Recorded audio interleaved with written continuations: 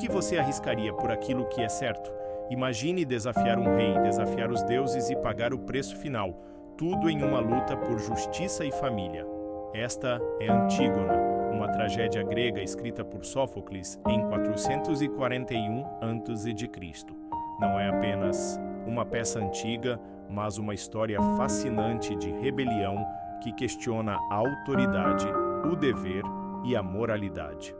E aqui está a reviravolta. Seus temas são tão atemporais que poderiam facilmente refletir as manchetes de hoje. O que acontece? Quando a lei e a consciência colidem. Quando a lealdade aos entes queridos se torna um ato revolucionário.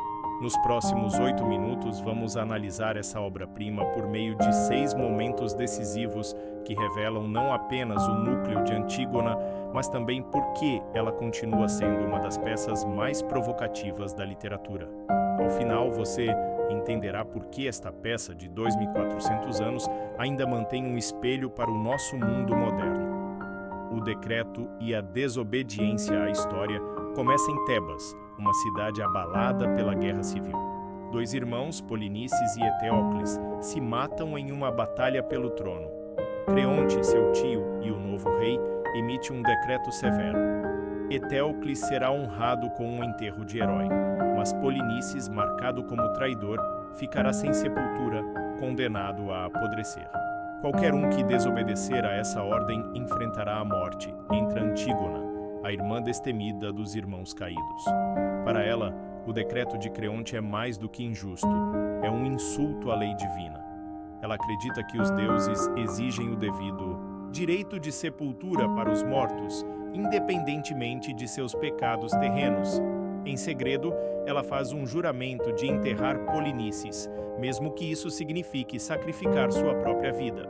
Esse ato define o cenário para um conflito dramático entre convicções pessoais e autoridade política. Sob a capa da noite, Antígona cumpre sua promessa, espalhando terra sobre o corpo de Polinices, em um ato simbólico de sepultura. Porém, sua desobediência não passa despercebida. Os guardas de Creonte a capturam e a levam até o rei. Creonte fica furioso. Não apenas sua lei foi quebrada, mas também é Antígona, uma membro de sua própria família, quem o desafiou. A confrontação entre os dois é carregada de tensão. Antígona se mantém firme em sua crença de que a lei divina se sobrepõe à lei humana. Creonte, por sua vez, vê nela uma rebelde perigosa que ameaça a estabilidade de seu reinado. O confronto entre os dois não é apenas pessoal, mas ideológico, uma batalha entre duas visões opostas de justiça. Enquanto Antígona aguarda sua punição, Creonte é confrontado por seu filho Hemon, noivo de Antígona. Hemon implora ao pai para mostrar misericórdia. Primeiro, ele apela à razão, alertando que o povo de Tebas simpatiza com Antígona. Mas quando Creonte descarta seus argumentos, Hemon se torna mais apaixonado, acusando o pai de arrogância e tirania. A conversa se transforma em uma discussão acalorada, expondo a crescente divisão entre pai e filho. Creonte se recusa a ceder, declarando que Antígona deve morrer. Hemon sai furioso, jurando que a teimosia de Creonte os destruirá. Antígona, ao ser levada, faz um monólogo angustiante lamentando seu destino, mas reafirmando suas escolhas. Ela se compara a outras figuras trágicas da mitologia, enfatizando seu isolamento e a inevitabilidade de sua ruína. Esse momento serve tanto como uma crítica à crueldade de Creonte, quanto como um testemunho da força de Antígona. Ela sabe que suas ações custarão sua vida, mas se recusa a comprometer seus princípios.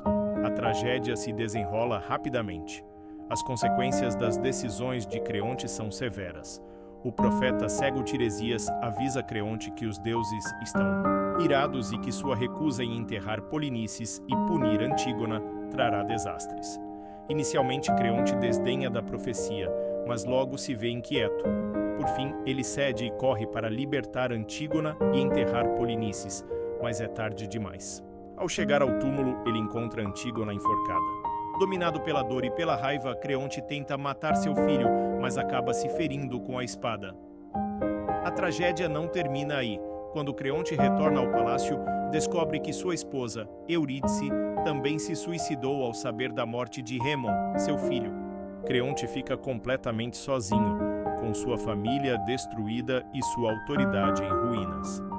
Tiresias dá o golpe final, lembrando ao público dos perigos do orgulho e da necessidade de sabedoria. No cerne da obra, Antígona é uma história sobre o confronto entre a consciência individual e a autoridade do Estado.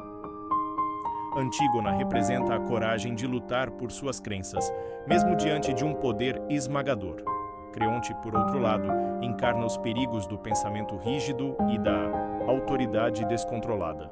A peça também explora a tensão entre a lei humana e a lei divina. As ações de Antígona são guiadas pela fé nos deuses, enquanto Creonte prioriza a ordem e a lei dos homens.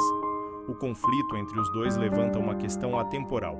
O que acontece quando as obrigações morais e as regras sociais colidem? Sófocles não oferece respostas fáceis, mas é isso que torna Antígona tão envolvente. A peça nos força a refletir sobre esses dilemas. Existem princípios que valem a pena morrer por eles? Como equilibramos nossas convicções pessoais com o bem maior? Até hoje, os temas de Antígona ressoam em debates sobre desobediência civil, justiça e os limites do poder. Não é surpresa que a peça continue a ser estudada, encenada e adaptada ao redor do mundo. Antígona é um lembrete de que as lutas entre dever e desejo, lei e moralidade, poder e resistência são tão antigas quanto a própria humanidade. Sua relevância duradoura é um testemunho da genialidade de Sófocles e da universalidade das questões que ele levanta. Se você gostou desta análise profunda de uma das maiores tragédias da história, não se esqueça de curtir este vídeo, se inscrever no canal Grandes Livros Resumidos e ativar o sininho de notificações para não perder nenhum vídeo. Quais são seus pensamentos sobre a desobediência de Antígona ou a queda de Creonte? Deixe-nos saber nos comentários abaixo. Obrigado por assistir e lembre-se, leia menos, saiba mais.